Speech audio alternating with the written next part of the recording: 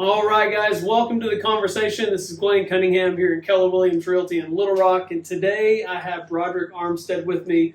He's done over $14 million in production since being with Keller Williams, and actually specializes in investment strategy, investment portfolios, both residential and commercial. So appreciate you being here. Appreciate you. Yeah, absolutely. Anything else you want to add to that? No, I think that's You nailed it. Okay, we got a bunch of questions here. You ready for this? right. Okay, here we go. All right, so Broderic, how long have you been with KW, and what originally drew you to the company? So I've been with KW since 2018. I think what drew me to the company is I got licensed in 2017. Spent 1 year with Century 21, but I know it's a lot of newer agents who are going over to KW, and they talked about their training.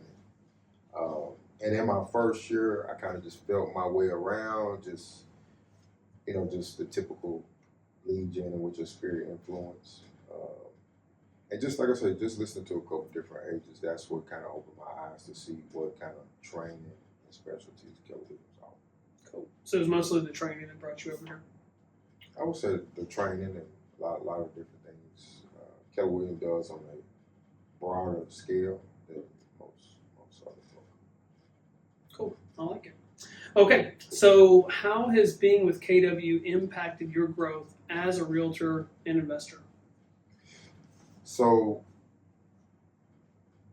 being with KW kind of has taught me just to see the broad picture of real estate, and also being in business for yourself, but just basically hanging your license here. But it just breaks it down from start to finish to growing a mega team or even a business of your own. Cool. So it sounds like there's just more of like a blueprint, more of a structure, more of like this is the right way to do it, not just winging it. Right. All right, so looking back, I always like to ask this one. Looking back, what advice would you give to a new agent just starting out?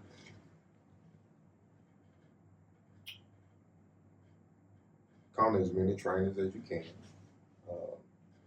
Definitely do some open houses. Shadow some agents who've done anywhere from 3 to 5 to 10 million in volume. Just kind of get a feel of what they're doing, what systems they're using, but pretty much just as many trainings as you can. Just with the actions that you learn, just take them one step at a time, step by step. Because sometimes coming to a company like this and you're not used to meetings, you're not used to trainings, it can kind of be overwhelming. But if you just get a feel of, okay, I like this kind of training, or I like that you kind of get a feel of what you like. So I would just say, the training is most important. Yeah, for sure. I say the same thing to new agents coming in, because I think with our training calendar, if you pull it up, like there's something going on almost every single day. Right. And yes, come do as much as you can. You're going to get out of it what you put into it. But I do think sometimes it can be overwhelming, and you want to pick and choose kind of the things that speak to you more often than not. So Sure. I agree with that. Okay. All right. So what inspired you to start real estate investing? So what inspired me, it's kind of a funny story. So my mom has a sister, and she actually has 2 sisters, but she has one sister who owned a beauty shop in 1983. She opened up a business, and she had actually, I think, between 1983 to 1993, she had a couple rental properties, and at this time, she had not had a license, a broker's license. And I used to spend a lot of time with her. I spent a lot of time at the beauty shop because she would stay there really late. And here I am, maybe as old as 7 to about maybe 11. And a couple of days out of the week, I would be there. And just being around this entrepreneur spirit, I'm not realizing it. But just seeing my aunt do business every day, all day, really inspired me to get in real estate. And I also had an uncle, my mom's sister's husband, who he had a realtor's license, but he just flipped properties. My aunt could never see it. She's like, these are a dump. I think this is, I don't know, but she said that after a while she realized he knew what he was doing. Mm-hmm. That's what inspired me. I like it. So you just kind of saw the other side of the coin, where life isn't about just punching in, punching out 9 to 5. There's a different way to do it. Right, for sure. Okay. Yeah. Okay. All right. This is a good one. Walk us through your very first investment. What went well? And what would you do differently? So my very first investment was called like an owner wrap, but this property was owner financed to me, and then I turned around and owner financed it to someone else. Um, Looking back, I think I might would have um, looked more kind of like the terms and the way things were drawn up. It wasn't really a big spread there, but it was enough to cash flow. And that was 2018. And I still had that property. Oh, you still have it today? Still got it today. Great. Okay, this is kind of off the cuff, but I've always told people, because I invest in properties too, as you know, Mm-hmm. I think the mistake new investors make is that they try to hit a home run for their first one. Right. And they overlook a lot of deals that they probably should have done because it would have gotten them in the game and kind of light the pilot light, right? Right. But you sounds like you just jumped into it and just kind of got it figured out. Well, 2014, 2015, I actually started studying, buying the little programs online, how to invest. And I think in 2017, end of 2017, I finally went to the local RIA. I just got acquainted with some other investors who've been doing a lot longer than me, had different experiences in buying, hold, fixing flips, and other kind of creative ways you can do real estate. But like you said, most people just jump in and not really having a lot of education on it. But like you say, so many different ways to see a deal outside of just cash flow or big return. Mm-hmm. Yeah, for sure. I always tell people just get in and light the pilot light. Like, I mean, don't get into a bad deal, of course. Right. Some kind of equity somewhere. Yeah, you got to be equity somewhere, right? But you're not looking for the home run to get in. Like you're just getting your foot in the door, and then the wheels start spinning. For sure. Right, for sure. Okay. All right. So, so for you, how do you decide whether a property is a good candidate for flipping this property versus a long-term rental or some other venue? So for me, the two things you always want to look at first is always going to be location. They say price and location, but where is this property located at, number one? What is the resale value? What is the average days on market? Of course, what is the condition this property is in and how much I need to put into the property? And also the same thing when you look, that's kind of more on the flip side, but even on the rental, what parts in Little Rock, I'm just using Little Rock for example, of you can get a 1% return or something close to it or above a 1% return on what you're actually spending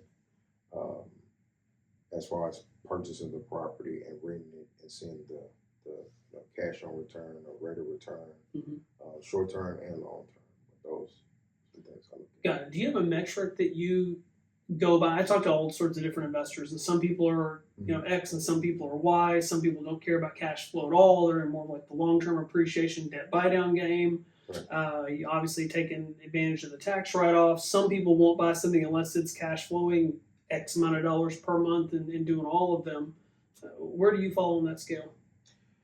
I can see it from all perspectives. Like what you said, if the property's in a great neighborhood and they has some equity in it, and the cash flow return might not be that great, but the buildup of equity, because it's appreciating, right? Because it's appreciating, and also a sought-out area where people like to live, and the school districts, things like that. So those are the ones that, if they're not cash flowing or cash flowing very little, I look at the long-term game on those. Also, when it comes to the 1% rule, as far as buying a property and being able to rent it out at 1% of the purchase price you purchased it for, that plays a big difference again based on location. Right. If the location is not that great and the resale value is maybe anywhere from, I give it 120 but 90 to 120 days on market on average. Those you kind of like to either cash flow, make sure your cash flowing and or both have quite a bit of equity in those, in case you need an exit strategy for whatever reason. Yeah, makes sense. Makes sense. So it sounds like if you can find a good property in a good area that's appreciating, you'd rather keep that for like a long-term rental because it's appreciating every single month. It's maybe less headache. But if you have one that's in not so great of an area that's not going to appreciate, that you can put money into and flip it, you take that gain and run. Right.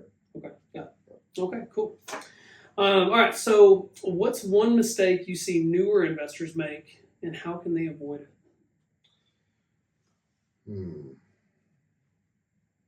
Trust in Zillow. No, I'm just kidding. I'm kidding. I'm kidding. You mean the Zestimate's not accurate? What are you talking about? I'm just kidding. I'm kidding.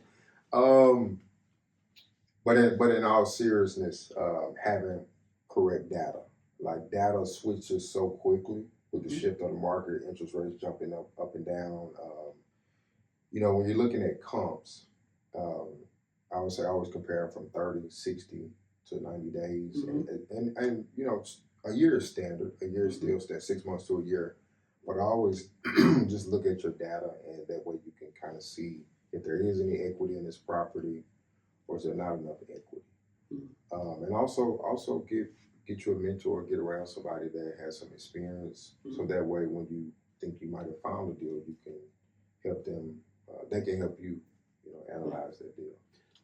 Okay, so you touched on something there. So I think a lot of new investors don't have a mentor they lean on. Why is that so important?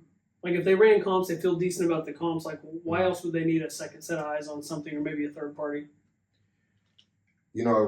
Experience is always better than just trial and error. Somebody's already paved this road for you. Kind of what they say here at Keller. We stand on the shoulders of giants. You can kind of further see and open. They will help you open your eyes to opportunities or what to look for that you might not even know. So I think that's very important to have a mentor. Yeah, for sure. Yeah. I'm going to add one thing to it as well, just because like we both mentor agents all the time. We help each other out. Right. I'll lean on you or you lean on me because we might look at a deal and fall in love with it.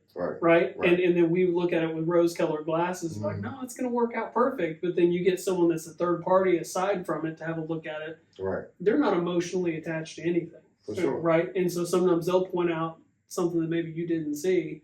And so I think that's important too. Right. Very important. For sure. Very important. Okay. I feel like we could stay on that one for like 10 minutes about mistakes made. Right. Oh, yeah, we definitely could. Yeah, we sure. definitely could. Okay. All right. So how do you balance being a real estate agent, helping clients, and then obviously balancing that with your own investments? It's for sure a juggling act. It's definitely that, but in this field of real estate, you always have to think about your clients first. So I try to wake up every day with a to-do list in place for the day, the week, and the month. It's not always organized, but I shift to the need as needed, of course. And as well as my personal investments, I try to always think daily, weekly, what I need to do, and also kind of put that something that I look at every night before bed to kind of just organize everything. So it's definitely juggling an act, but it's also about putting systems in place that you go by every day, your routine down. Absolutely. Okay. Kind of on that same note here, next question is what tools, systems, or strategies have been game changers for you when it comes to investing? Okay. So when it comes to investing, if we're using the MLS, you definitely want to look at properties that's been on and off the market. Big, huge price drops, has been on the market for a very long time. So those are kind of some ways that you can see some properties that can be good investment property, as well as keywords like maybe sold as is or handyman special, things like that. And there's been systems I've used with PropStream. You locate data of all kind of properties, in-state, out-of-state owners. The 5Ds, the diapers, the death, divorce. I'm missing the other two. Oh man, you put me on the spot, didn't you? Diapers, death, divorce, downsizing. We're going to have to Google it after this. So, but, the audience is screaming the answer right now. We're sitting there stumped. But those are some key phrases to always pay attention to, or notes, or whatever it may be, to find to find sellers who actually need your help right away. Mhm. You know, that a lot of sellers can't wait on a 30-day close, a 60-day close, or someone finances to be approved. And so a lot of times you have to just look for those opportunities where you can benefit a seller by helping them get a fresh start. Yeah, what do? You just cold call these people? You send them a letter in the mail? Like, what's the play? So I do a lot of cold calling. Mm-hmm. I use also Land Voice has been really good. Mm-hmm. They send out expireds, FISBOs for sale by owners. Got it. Pre-foreclosure, that's a good one for agents and investors to use. Got it. And then, like I said, PropStream is pretty much a 95, almost not 100%. All investors are using that software to collect data. So I would say those are the main two, but it's definitely some other ones out there. Got it. Cool. Okay. What's the vision? For real estate career, investment portfolio. Like, look out 5 years from now. Where are you going? Well, for me, I would like 5 years. I would like to have about, let's just say before I'm 50, I would like to have at least, because I think a lot of times we get caught up on the door count instead of what's actually coming in, and we're able to hang on to every month on top of taxes, insurance, maintenance, etc. So my goal for the next 5 to 10 years, I would like to have 10 properties that are paid free and clear. So that could be just a set amount of residual income that no matter how the real estate market is doing, I have some residual income to live off on, and, leave for my children and things like that. I think you just touched on something too, because I think a lot of times people, when they get into this investment game, they think they have to have hundreds and hundreds of doors to live. Right. But you just said something though, like even if you had 5 paid off free and clear, right? Like that would be enough to live on and pass on a legacy. And if they were free and clear, even if they all rented it, making simple math, you even said $1,000 a month. $1,000 a month. Right, that's an extra $5,000 passive you get coming in every single month just off of 5 doors. Right. Where most people's mindset is, I need hundreds to Right. get there. So you're proving that maybe that's not necessarily the strategy. Yeah, and I like to say, it's nothing wrong. It's always the more doors, the more opportunities and cash flow, but also the more responsibilities.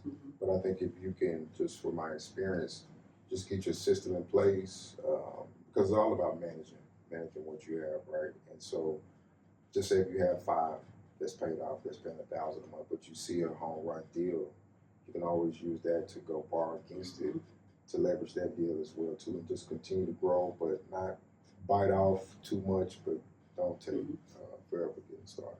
Yeah, for sure. Okay, if you could leave aspiring realtors with one piece of advice about building a successful career, whether it's sales, investing, or both, what would that be? Let's do both. What advice would you give people just on the real estate front, not the investing front, just like succeeding there, and then we'll go to the investing piece. On the real estate side, I would say it's all about networking. Just they say your net worth is your net worth, and just get around the right people. Get around the right people. Become an informational. I'm saying that right, but be someone that just soaks up everything and just apply it. Just whether it's open houses, whether it's cold calling, whether it's gold letters, whether it's a spirit influence. Just work it all, and you'll get that feel over time. What's your strengths, and then collaborate with people who have strengths in areas that you're not so strong in. And it's just a revolving door. So everything you do is real estate. Where kids go to school, that's real estate. Where we eat at, that's real estate. Where we shop at, everything is real estate.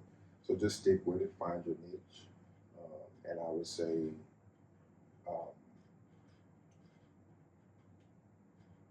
In this business, we have to also look from real estate agents, especially if you're full time, how do I either live off so much of my income and put it somewhere to invest, whether it's stocks, whether it's back into real estate, because we don't have a traditional 401k in retirement like most careers. So I think that's why it's very important for realtors to have some kind of assets or some type of plan.